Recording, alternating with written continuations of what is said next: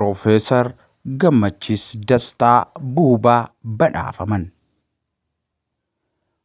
Luba Piroofeesar Gammachiis Dastaa fi maatii isaaniitiif hojjetoota TV Mo'aarraa kennaan kenname.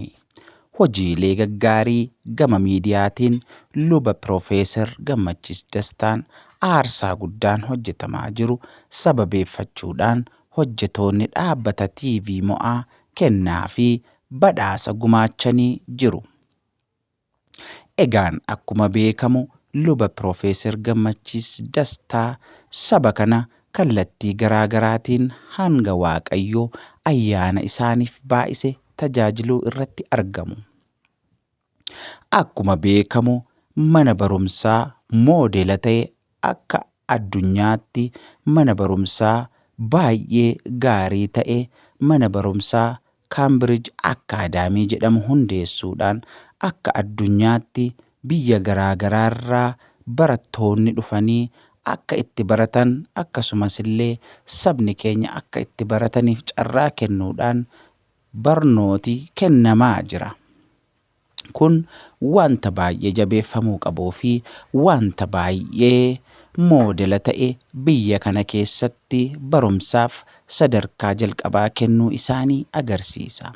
Inni kan biraan immoo karaa gama afuuraatiin TV Mo'aa hundeessuudhaan TV Mo'aatiin sabi keenya tajaajila bal'aa argachuu irratti argama. Egaan karaa TV Mo'aa sabi keenya tajaajila isa barbaachisu mana isaa taa'uudhaan leenjii garaagaraa karaa luba Piroofeesar Gammachiis Dastaa Buubaa kan kennamu ni hirmaata. Tajaajila afuuraa garaagaraas mana isaa taa'ee ni hirmaata.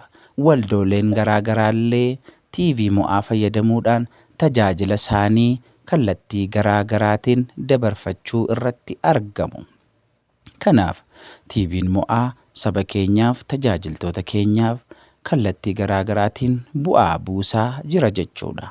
Inni kan biraan immoo luba Piroofeesar Gammachiis Dastaa Buubaa dargaggoo Mo'aa mata duree jedhuun leenjii gama afuuraa fi gama dinagdeetiin akkasumallee daldala garaagaraa irratti wantoota isaan barbaachisu dhaloonni kun gara kamitti adeemuu akka danda'u, maal gochuu akka danda'u biyya garaagaraa irra deemuudhaan leenjii kennaa jiru. Egaa dargaggoo Mo'aa mata duree jedhu kana keessatti wanta baay'eetu barsiifamaa, wanta baay'eetu dargaggoo Oromiyaa keessatti argamaniif qajeelcha garaagaraatu kennama. Egaa lubi Piroofeesar Gammachiis Dastaa nama Waaqayyo saba kanaaf addunyaadhaaf kennaa godhee kennedha. Gama afuuraatiinis, gama beekumsa biyya lafaatiinis, gama daldalaa fi leenjii garaagaraatiin illee nama fakkeenyummaa gaarii qabuu fi nama muuxannoo gaggaarii qabudha. Waaqayyo umurii isaanii nuuf haa dheeressu jenna. Maarree nama kana hajabeeffannuu, hatumsinuu, Waaqayyoon haa kadhannuufiin dhaamsa keenya dhaamsa gonfoo miidiyaati. Waaqayyo baraaf jireenya isaanii haa eebbisu. Waaqayyo ammayyuu kana caalaa saba kanaaf addunyaadhaaf bu'aa isaan haa godhuun dhaamsa keenyadha, kadhannaa keenyadha. Egaa amantoonnis hordoftoonni gonfoo miidiyaas kadhannaa keessaniin, tumsa keessaniin akka bira dhaabattan gamanumaan isinii qoonna.